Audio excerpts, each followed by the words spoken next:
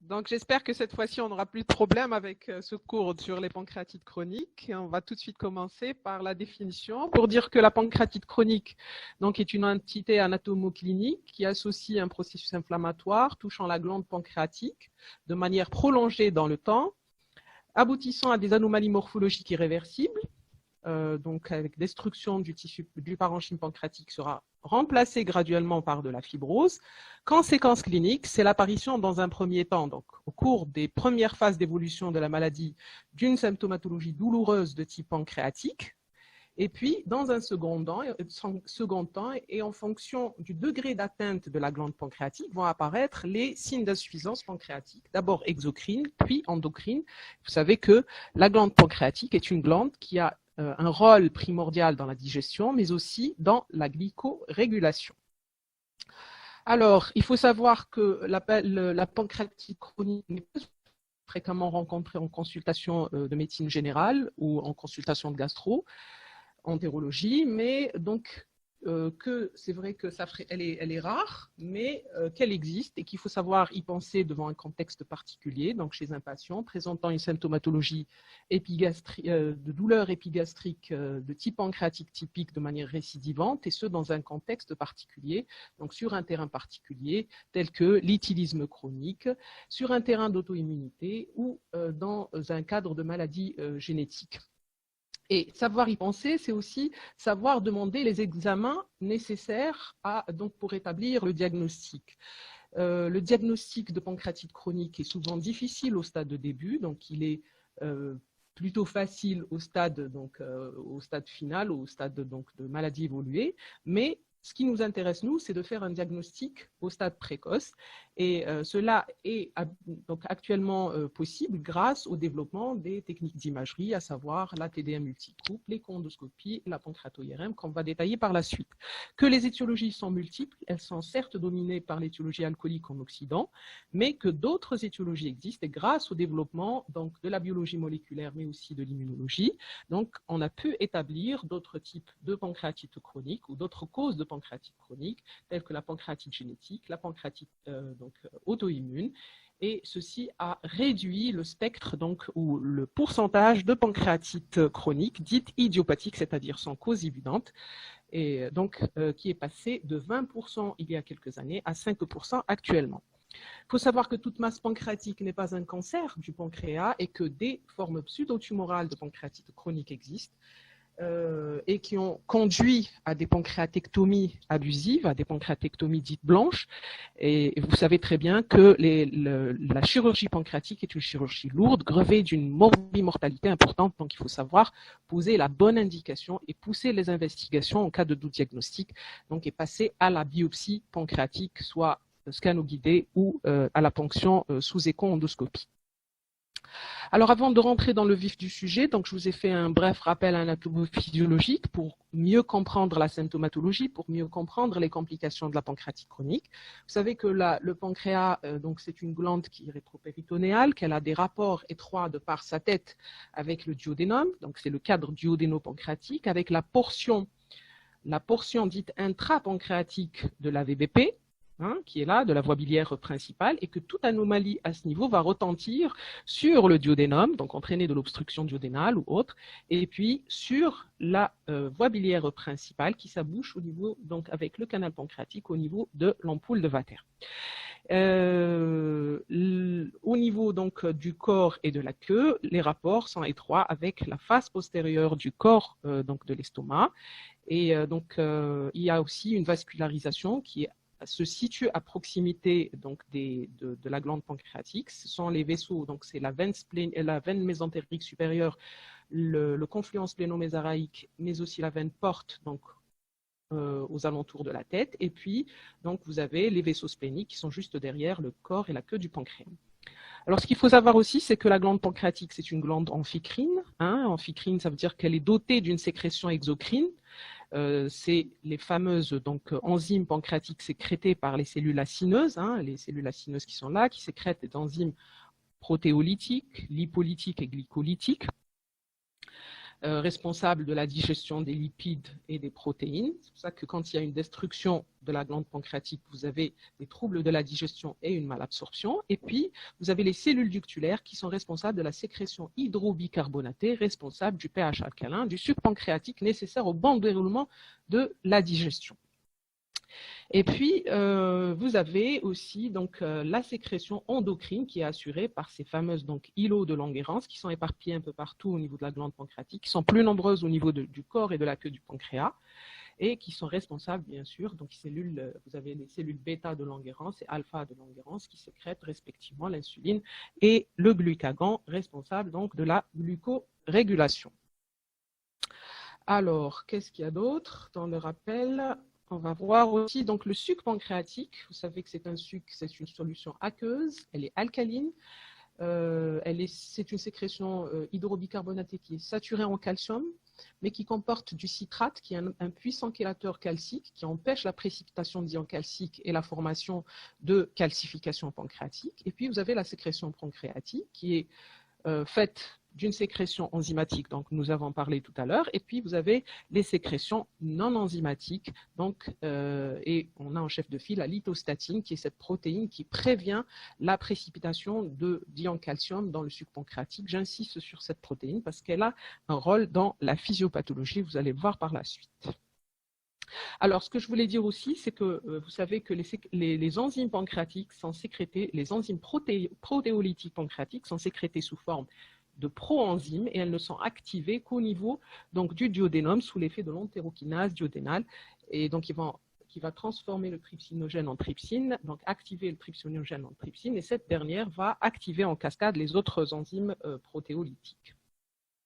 Et que toute auto-activation de ces enzymes pancréatiques au niveau de la glande elle-même peut entraîner une autodigestion de la glande par ses propres enzymes. Alors sur le plan physiopathologique, il est actuellement deux entités physiopathologiques sont bien codifiées ou bien établies. On a la pancréatite chronique calcifiante, qui est le modèle type des pancréatites chroniques alcooliques et des pancréatites chroniques qu'on voit au cours de l'hypercalcémie, notamment dans les hyperparathyroïdisme. On les appelle également les pancréatites inflammatoires.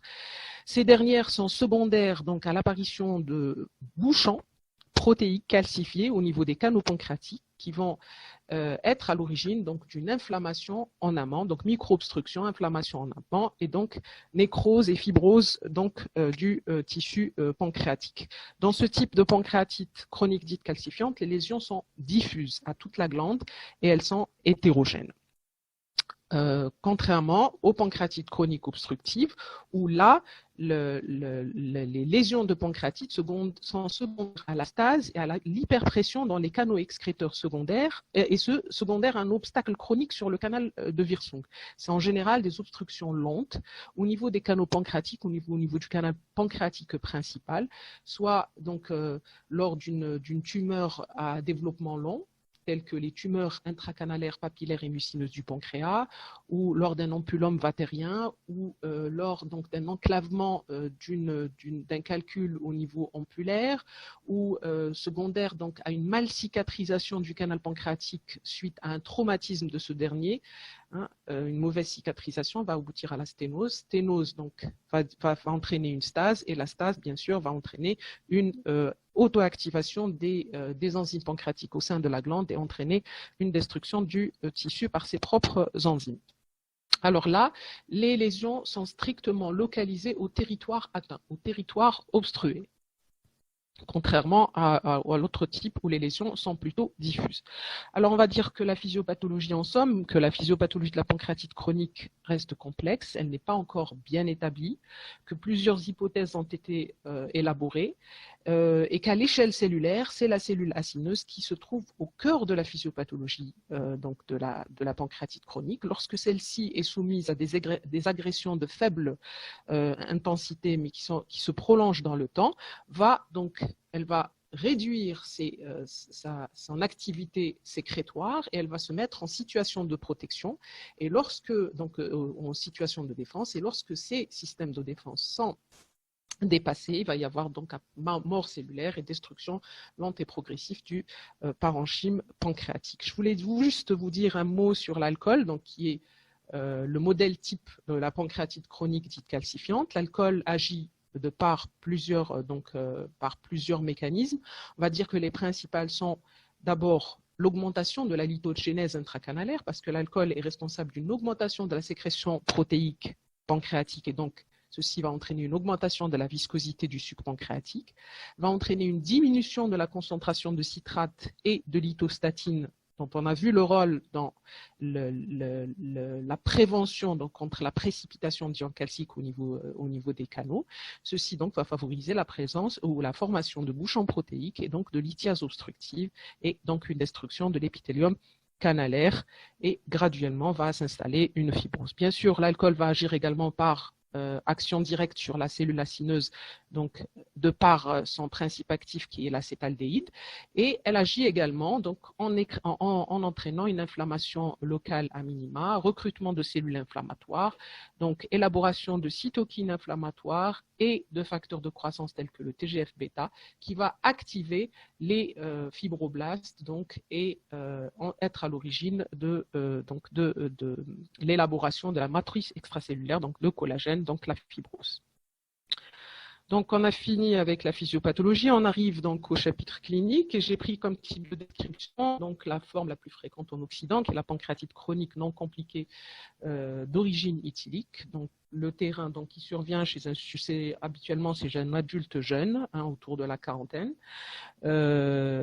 Donc, elle survient, donc on la voit plus chez les sujets de sexe masculin, et sur un terrain particulier, donc chez des patients présentant un éthylisme chronique. Il faut savoir que pour que l'étiologie alcoolique soit retenue, il faut une consommation moyenne de 150 grammes par jour pendant plus de 15 à 20 ans chez l'homme et 10 à 15 ans chez la femme pour dire que c'est une pancréatite chronique alcoolique. Et toute consommation inférieure, soit en durée, soit en quantité, ne peut pas être considérée comme une cause de pancréatite chronique alcoolique. Il faudra rechercher des facteurs associés, notamment les facteurs génétiques. Alors, quelles sont les circonstances de découverte? Bon, la circonstance de découverte la plus fréquente, c'est l'apparition d'une douleur épigastrique de type pancréatique que vous connaissez tous, c'est la fameuse douleur épigastrique, transfixion postprandiale, qui est rebelle aux antalgiques habituels, qui est très intense, calmée partiellement par la position dite en chien de fusil. Et il faut savoir que la douleur est le symptôme le plus fréquent au cours des premières années d'évolution de la maladie, puis la douleur va s'estomper et va laisser place aux autres signes, à savoir les signes d'insuffisance pancréatique, exocrine et endocrine. On peut aussi découvrir la maladie dans le cadre aussi d'un amaigrissement, on en a expliqué, et l'amaigrissement dans le cadre de la pancréatite chronique est secondaire soit à des restrictions alimentaires volontaires par le patient puisqu'il a mal, donc il évite de manger, donc ceci va entraîner l'apparition d'un amaigrissement, et au stade plus tardif de la maladie, l'amaigrissement est secondaire au syndrome de malabsorption. Alors, on peut également poser le diagnostic de pancréatite chronique suite à une de ces complications, à savoir un épisode, suite à un épisode de pancréatite aiguë, parce que vous savez qu'au cours de la pancréatite chronique, il peut y avoir des épisodes de pancréatite aiguë, ou dans le cadre d'un pseudokyste, de la formation d'un pseudokyste. Pseudokystes sont des collections liquidiennes pleines de suc pancréatique ou d'enzymes pancréatiques qui se voient au décours d'une pancréatite aiguë, soit par c'est soit des kystes rétentionnels, c'est-à-dire des micro-obstructions des canaux pancréatiques secondaires. Il va y avoir donc une dilatation d'un canal secondaire qui sera plein de suc pancréatique, ce qu'on appelle les kystes rétentionnels, ou c'est l'organisation des coulées de nécrose lors des pancréatites nécrosantes en collection nécrotique. À un stade plus évolué de la maladie, donc elle peut être révélée par une diarrhée chronique ou un syndrome de malabsorption ou l'apparition, ou dans le cadre de l'exploration d'un diabète inaugural chez un sujet d'âge moyen. où on fait donc une échographie, on retrouve un pancréas hétérogène et donc on pose le diagnostic de pancréatite chronique. On a dit tout à l'heure que la VBP était en rapport étroit avec la tête du pancréas et donc toute augmentation et fibrose au niveau de la tête du pancréas peut entraîner une obstruction, donc une obstruction du bas cholédoque qui est à l'origine d'un syndrome de cholestase qui peut donc révéler une pancréatite chronique. Et aussi, on a dit qu'il y avait des rapports étroits avec les vaisseaux, donc il peut y avoir une obstruction ou un effet de masse sur les vaisseaux spléniques, sur le confluent splénomésaraïque ou sur la veine porte, et être à l'origine d'un cavernum porte ou d'une HTP segmentaire, d'une hypertension segmentaire. Donc, il va y avoir des varices cardiotubérositaires ou des varices, rupture de varices et donc hémorragie digestive ou carrément par virsumgourragie, donc qui peut être aussi un mode de révélation de la pancréatite chronique.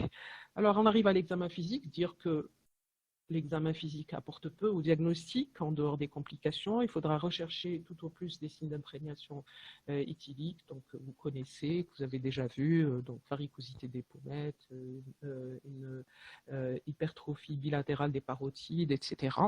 Donc on recherchera des signes, plus ou moins des signes, ou aussi un amaigrissement, donc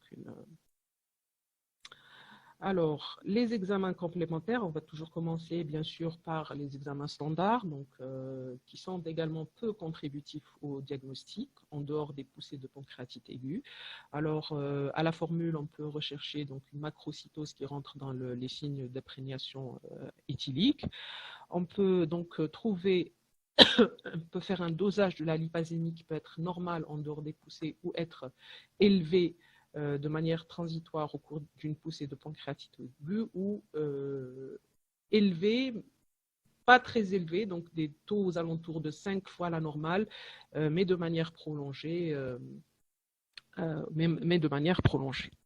Alors, il faudra aussi faire une glycémie, rechercher une cholestase. On peut retrouver un syndrome de cholestase, donc une élévation des gamma-GT, un taux de bilirubine direct et un taux de bilirubine total qui peuvent être augmentés.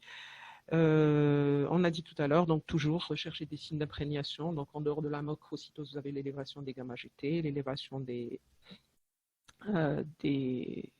transaminases et puis aussi voilà, rechercher des signes de dénutrition. Alors, on peut, dans les stades évolués de la maladie, donc faire un ASP et retrouver des calcifications sur l'aire pancréatique qui peuvent nous orienter vers le diagnostic de pancréatite chronique, mais il faut savoir que ça ne se voit que dans les formes évoluées. L'échographie abdominale peut nous aider dans le diagnostic puisqu'elle peut montrer une modification du volume, donc une augmentation globale du volume de la glande pancréatique, un aspect hétérogène, des irrégularités ou localisées ou diffuses du canal pancréatique, des calcifications parenchymateuses ou canalaires. On peut retrouver un pseudokyste pancréatique, comme elle peut être tout à fait normale. La TDM abdominale donc, est le meilleur examen pour mettre en évidence des calcifications canalaires et des calcifications parenchymateuses. Elle nous permet également d'analyser les autres organes adjacents. Donc, ça peut nous aider aussi dans le diagnostic. Voici donc des microcalcifications. Donc, ça, c'est la glande pancréatique. Et vous voyez des microcalcifications au sein de la glande pancréatique.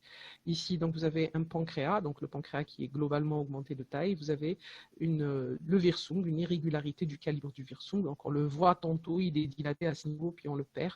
Donc, c'est des séquences de sténose, rétrécissement, dilatation, conférant un aspect tortueux au virsung.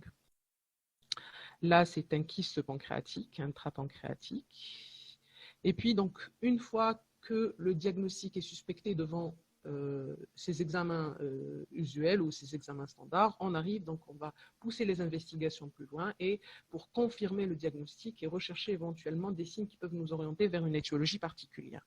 Donc à ce moment-là, donc on va demander une pancréato-IRM. Donc vous savez que la pancréato-IRM est un examen non invasif, qu'elle nous permet de voir le parenchyme pancréatique, mais grâce aussi aux séquences qui nous permettent d'explorer donc ce qu'on appelle les Wirsung-OIRM, de séquences donc, qui vont nous permettre d'explorer aussi les canaux pancréatiques et permet donc de détecter les premières lésions de pancréatite chronique qui apparaissent au niveau des canaux secondaires, des petits canalicules ou des petits canalicules secondaires pancréatiques. Donc là, la pancréato-IRM permet de faire un diagnostic de pancréatite chronique au stade de début. Elle permet également une évaluation de la sécrétion pancréatique lorsque celle-ci est couplée à une injection de sécrétine. Et puis, voilà, c'est un des meilleurs examens pour le diagnostic de pancréatite chronique débutante. Elle permet également d'explorer les voies biliaires de manière concomitante. Voici donc une dilatation, ici, une dilatation, un aspect tortueux et dilaté du canal pancréatique principal. Alors, j'ai mis la CPR ici, la cholangiopancréatectomie par voie endoscopique rétrograde. Eh ben, il faut savoir que ce n'est plus un examen à visée diagnostique. On l'utilise que si on doit faire un geste thérapeutique. C'est vrai que il permet un diagnostic précoce par mise en évidence des canaux secondaires, mais il n'est plus utilisé de notre temps, donc il n'est plus utilisé actuellement pour le diagnostic, mais plutôt utilisé surtout si on doit faire un geste thérapeutique. Alors, on arrive à l'écho-endoscopie, qui est un examen introduit depuis quelques années et qui a révolutionné l'exploration du pancréas et des voies biliopancréatiques.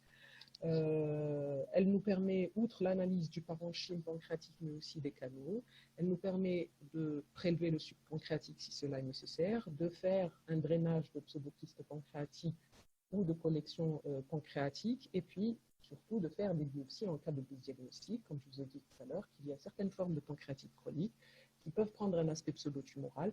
Donc, dans ce cas-là, on pourra réaliser des biopsies du pancréas, et ce, sous contrôle écho-endoscopique. Elle permet un diagnostic précoce et explore les complications de la maladie et peut nous orienter même sur l'origine, sur la cause de la pancréatite. Voici donc comment apparaît, là c'est le corps et la queue du pancréas. Vous avez donc un aspect qui est hétérogène, lobulé et donc avec une hypertrophie de la glande pancréatique de manière globale. Et puis vous avez là le Wirsung, donc avec des disparités de calibre du Wirsung. On peut voir donc avec une paroi qui est hyperéchogène ici de ductite. Alors vous avez des signes parenchymateux et des signes canalaires qui peuvent nous orienter, vers le diagnostic de pancréatite chronique. Donc, on a un aspect hétérogène avec des travées hyperéchogènes, voilà, et puis des dilatations du canal pancréatique de plus de 3 mm et des irrégularités de la paroi, un aspect hyperéchogène des parois. Alors, on l'a dit tout à l'heure, donc ça nous permet de faire une biopsie sous contrôle écho-endoscopique afin d'éliminer une néoplasie. Et puis on arrive aux tests fonctionnels, les tests fonctionnels pancréatiques qui vont poser le diagnostic d'insuffisance pancréatique exocrine. Là, on a deux types de tests. Il y a les tests avec tubage. Ceux-là ne sont pas utilisés en pratique courante. Ils sont réservés à des centres de référence parce qu'ils nécessitent une intubation. C'est-à-dire qu'il faut aller vers le canal pancréatique, prélever du suc pancréatique et faire des stimulations à la sécrétine, à la CCK et voir. Donc, ceux-là ne sont utilisés que dans des centres de référence, dans des centres de recherche en pancréatologie. Ce qu'on utilise comme test fonctionnel, c'est les tests sans tubage, et le test le plus fiable et le plus utilisé actuellement, c'est le dosage de l'élastase fécale, qui est donc une enzyme sécrétée par le pancréas et qui n'est pas dégradée au cours du transit et qu'on retrouve au niveau des selles. Toute diminution de l'élastase fécale est un signe en faveur de l'insuffisance pancréatique exocrine. Alors, pour l'évolution de la pancréatite chronique, bien sûr, si on n'arrive pas à sevrer l'alcool, l'évolution va se faire vers les complications et de façon très rapide, c'est-à-dire installation de l'insuffisance pancréatique exocrine et endocrine. Et bien sûr, si on arrête l'alcool, si on arrive à obtenir un sevrage de l'alcool, bien sûr, l'évolution va retarder. Donc, on ne va pas bloquer complètement, mais on va retarder la survenue, au maximum la survenue d'insuffisance pancréatique exocrine et endocrine. Donc, au cours des premières années d'évolution, vous avez c'est les douleurs, c'est les complications précoces, à savoir la pancréatite aiguë, les kystes et pseudokystes, le syndrome de cholestase, et au stade, donc après une dizaine d'années d'évolution, va apparaître l'insuffisance pancréatique exocrine, puis endocrine. On arrive aux formes cliniques, et donc on va commencer par les formes étiologiques. Et il y a multiples étiologies qui sont représentées par ce système simplifié d'Itigaro, donc qui classe les différentes causes de pancréatite chronique comme suit, donc toxique métabolique, avec en chef de file l'intoxication alcoolique et tabagique. On a aussi l'hypercalcémie, les hyperlipidémies. Vous avez l'étiologie auto-immune, vous avez l'étiologie génétique, vous avez les causes obstructives qui sont ici, donc hein, on les a vues tout à l'heure.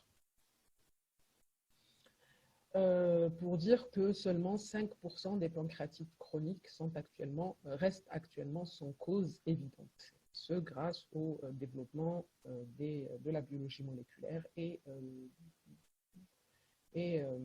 aussi des examens d'imagerie, notamment la ponction biopsie sous échoendoscopie.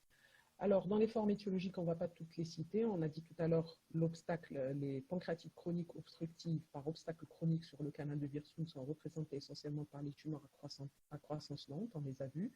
Donc, les tumeurs intracanalaires papillaires et mucineuses, l'ampulome vatérien, donc qui ont des évolutions lentes, vont entraîner donc une obstruction progressive du canal, dilatation en amont, et bien sûr, il va y avoir des poussées aiguës, des pancréatites aiguës de manière récurrente, jusqu'à donc destruction du parenchyme pancréatique en amont. On l'a vu tout à l'heure, les lithiases cholédossiennes enclavées, d'où l'intérêt de faire donc une sphinctéro et donc d'extraire ces calculs. Et puis les cicatrices fibreuses, soit donc lors d'une pancréatite aiguë sévère où il y a carrément une rupture partielle, donc une fistule du canal pancréatique principal, et lors de la cicatrisation, donc on a des cicatrices fibreuses, ou lors d'un traumatisme abdominal important avec donc une fracture pancréatique et donc mauvaise cicatrisation du canal pancréatique principal. Donc là, en amont de la sténose, vous allez avoir aussi des pancréatites récidivantes, aiguës récidivantes, jusqu'à aboutir à la pancréatite chronique. À côté de la pancréatite alcoolique, le deuxième modèle de pancréatite chronique dite calcifiante, ce sont les pancréatites par hypercalcémie qu'on voit dans le cadre d'une hyperparathyroïdie, secondaire donc à un adénome parathyroïdien. Donc l'adénome parathyroïdien est la principale cause de ces hypercalcémies. Le diagnostic repose sur la réalisation d'un bilan phosphocalcique, une écho donc, de la parathyroïde qui va mettre en évidence cet adénoparathyroïdien, et on a une régression des lésions, au moins partiellement, après correction de l'hypercalcémie, d'où l'intérêt donc de faire le diagnostic positif et le diagnostic étiologique, donc pour justement retarder cette évolution vers les insuffisances pancréatiques exocrines et endocrines. Alors, parmi les nouvelles étiologies de pancréatite chronique, ce sont la pancréatite auto-immune. La pancréatite auto-immune, maintenant, on a deux types de pancréatite auto-immune qui sont actuellement bien connus, le type 1 et le type 2. Le type 1, c'est l'apanage du sujet âgé de 65 ans, de la soixantaine à peu près. Elles sont souvent révélées par un syndrome de cholestase, par un ictère. Et c'est ce qu'on appelle les formes pseudotumorales de pancréatite chronique, parce que vous avez à l'imagerie une hypertrophie focale de la glande pancréatique qui prend l'aspect d'une tumeur, qui peut mimer en tout point une tumeur de la tête du pancréas, donc c'est la localisation donc, la plus fréquente, mais on peut avoir aussi les mêmes aspects au niveau caudal. Et ces formes-là qui sont dites à IgG4+, donc on fait un dosage d'IgG4 dans le sang et ça nous permet de poser le diagnostic. On les voit chez des patients qui ont des maladies dites à IgG4 à IgG4, telles que la fibrose rétropéritonéale, la thyroïdite riédelle, les pneumopathie interstitielle, etc. Donc, c'est chez un sujet, sur un terrain particulier. Sur le plan anapath, les lésions rencontrées ou retrouvées, c'est un infiltrat lymphoplasmocytaire dense en péricanalaire avec un immunomarquage positif aux IgG4. Donc, quand on a tous ces éléments-là, c'est une pancréatite auto-immune de type 1 et c'est des malades qui répondent bien à la corticothérapie. D'accord, et on fait un contrôle et après contrôle, en général, il y a une régression des lésions, régression des symptômes, disparition des symptômes et une régression nette des lésions retrouvées. Le type 2, donc, c'est plutôt l'apanage de la femme, donc c'est l'adulte jeune. Et puis, donc, on a une hypertrophie globale de la glande pancréatique qui donne ce qu'on appelle le pancréas en saucisse, hein, l'aspect de pancréas dit en saucisse. Ça survient sur un terrain particulier dit d'auto-immunité, donc c'est fréquemment associé à une RCEH, une maladie inflammatoire chronique de l'intestin, la rectocolite hémorragique, comme on peut retrouver donc d'autres maladies telles que le syndrome du sec, le syndrome de Sjögren, le lupus, une cholangite sclérosante primitive ou autre. Et puis sur le plan histologique, quand on fait la ponction de biopsie sous écho-endoscopie, on retrouve plutôt un infiltrat fait de polynucléaires, donc d'où l'appellation de granulocytic epithelial lesion. Voilà. Là, donc, en général, les symptômes régressent spontanément, comme on peut aussi les traiter par corticoïdes. Voici donc l'aspect dit donc, de pancréas en sausage. Vous voyez donc la forme mime, donc c'est celle d'une saucisse, hein, qu'on retrouve plus fréquemment dans les pancréatites type 2. Et puis, vous avez l'aspect pseudotumoral. Hein, vous avez là comme une masse au niveau du pancréas. Et à la biopsie, on a retrouvé un infiltrat lymphoplasmocytaire à IgG4 positif de la pancréatite type 1. Bon, il existe aussi d'autres formes de pancréatite pseudotumorale, telles que la pancréatite éosinophile, donc aussi, qui survient sur un terrain d'atopie. Souvent, c'est des patients qui présentent des allergies respiratoires, allergies alimentaires. Et puis, donc, sur le plan imagerie, donc, vous avez un aspect pseudotumoral. Et donc, c'est l'écho-endoscopie avec biopsie qui permet de mettre en évidence un infiltrat riche en éosinophiles à côté de l'augmentation des IgE, donc des IgE à la biologie et de l'hyperéosinophilie fluctuante. Donc, tout ceci nous permet de poser le diagnostic de pancréatite chronique à éosinophilie. On arrive donc au grand progrès qui est la pancréatite génétique. Donc, ce sont les pancréatites chroniques génétiques avec en chef de file la mutation du trypsinogène cationique. C'est la mutation la plus fréquente. C'est une maladie à transmission autosomique dominante qui entraîne, donc les premiers symptômes apparaissent chez le sujet jeune, hein, aux alentours de la trentaine, mais des sujets plus jeunes ont été aussi, des sujets plus jeunes ont été également, le diagnostic a été fait chez des sujets encore plus jeunes, et responsable de pancréatite chronique dite calcifiante avec un risque de dégénérescence néoplasique très important, d'où l'intérêt de surveiller de manière précoce, de manière très rapprochée et précise de ces malades en raison du risque de dégénérescence. D'autres mutations existent, elles sont moins fréquentes, mais elles nécessitent un facteur associé, donc tel que l'intoxication alcoolo-tabagique minime, pour être à l'origine. Donc d'autres facteurs, il faut qu'il y ait c'est des cofacteurs qui peuvent entraîner donc l'apparition de pancréatite chronique, mais sur un terrain particulier, en présence de facteurs environnementaux ou toxiques, etc. Donc, c'est les mutations du SPINK1 aussi, donc c'est une des mutations qu'on retrouve, mais aussi il y a une autre mutation, c'est la mutation qu'on retrouve au cours de la mucoviscidose, c'est la mutation CFTR qui peut être responsable de pancréatite chronique dite génétique. Alors, les formes idiopathiques ne représentent que 5% actuellement. Ça reste un diagnostic d'exclusion, bien sûr, il faut faire tout un bilan exhaustif avant de dire que c'est une pancréatite idiopathique. Alors, on passe rapidement aux formes compliquées. Donc, on a fini avec les formes étiologiques. On arrive aux formes compliquées. Donc, il y a les complications précoces. Je vous ai dit tout à l'heure qu'il y avait la pancréatite chronique pouvait se compliquer d'épisodes répétés de pancréatite aiguë. Elle pouvait se compliquer de pseudokystes, hein, des kystes rétentionnels ou de collections nécrotiques. Bien sûr, elle peut se compliquer donc par compression des organes de voisinage par un syndrome d'obstruction haute, hein, par compression du duodénum, ou être à l'origine d'une HTP segmentaire ou d'un cavernon porte en cas de thrombose de la veine porte ou du confluence cléno-nasale.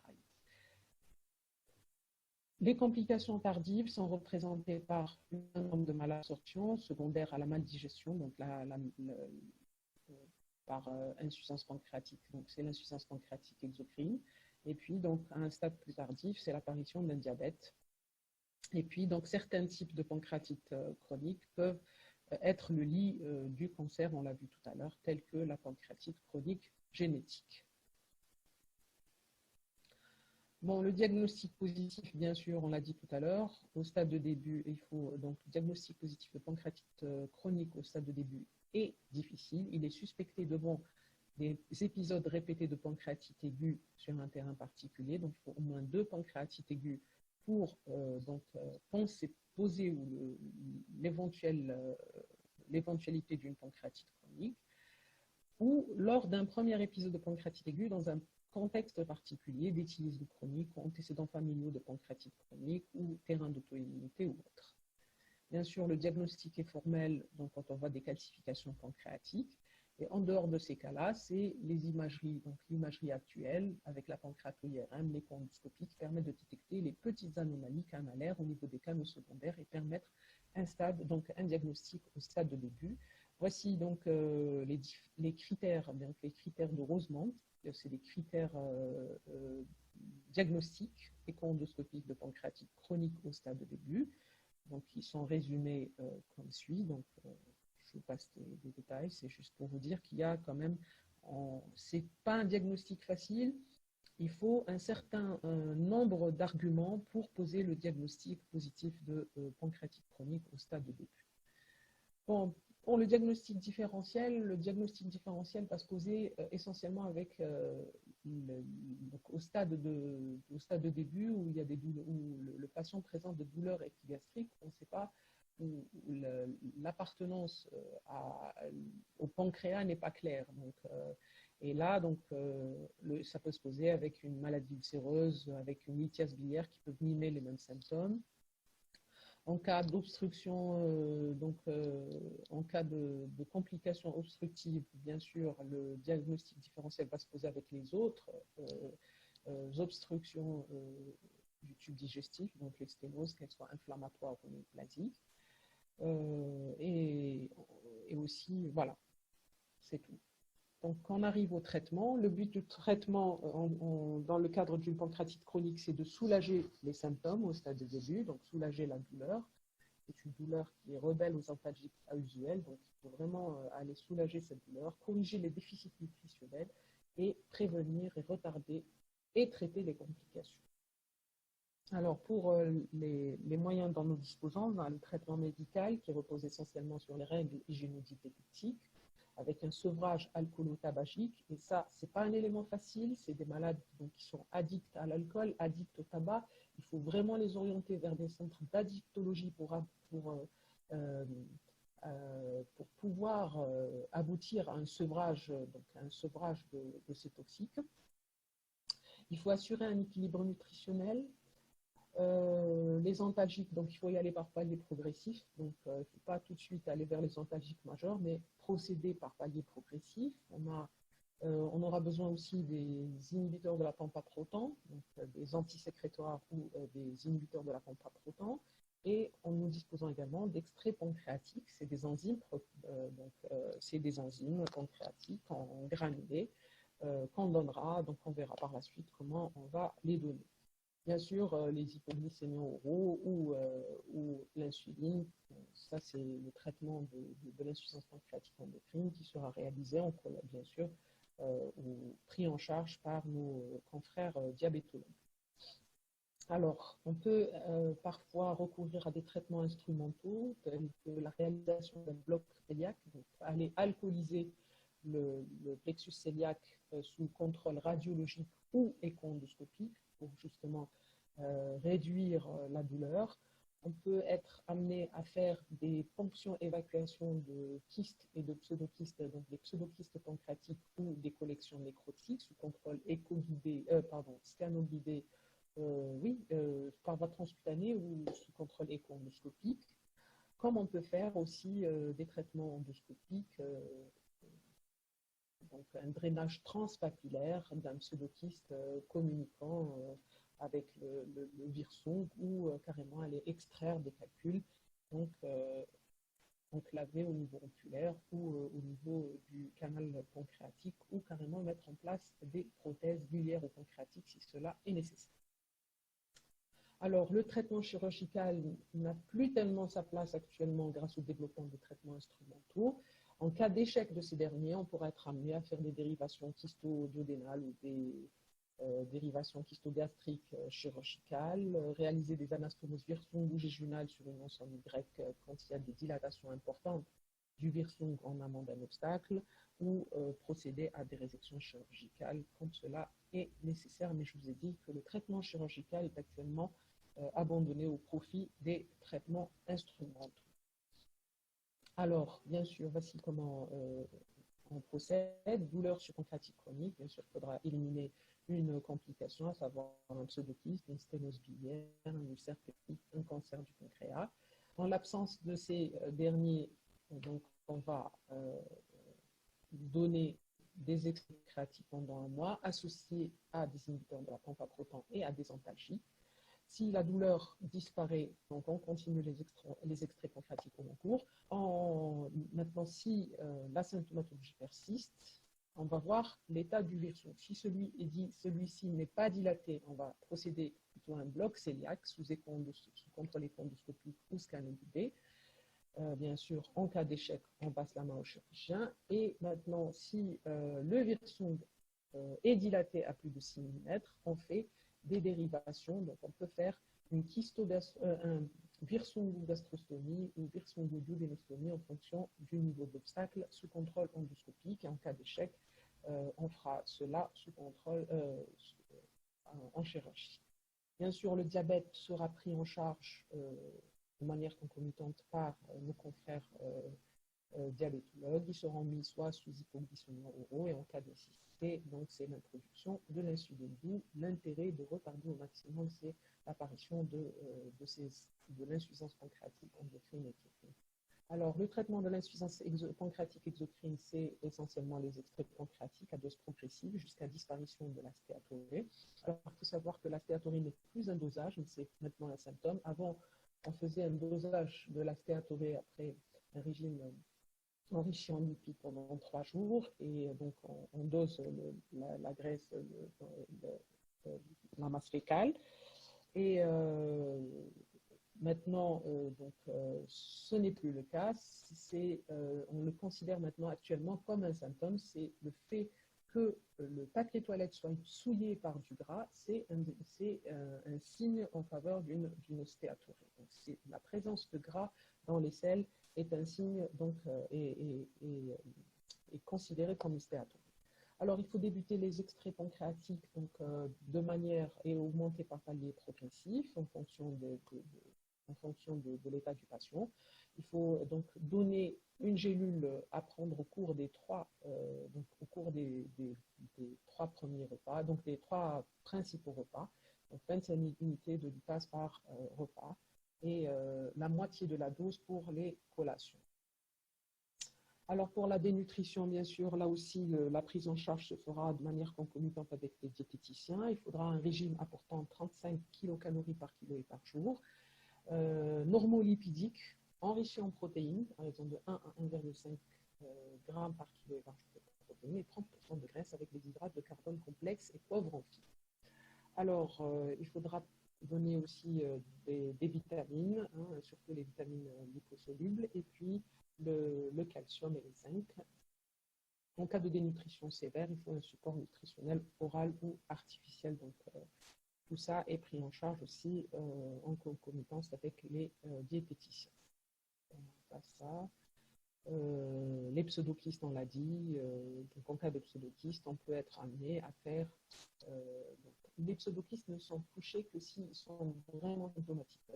C'est vraiment que le patient ait une compression, un syndrome obstructif par compression, soit duodénale ou gastrique, pour proposer un traitement du pseudokyste. Sinon, il faut compter sur la résorption naturelle.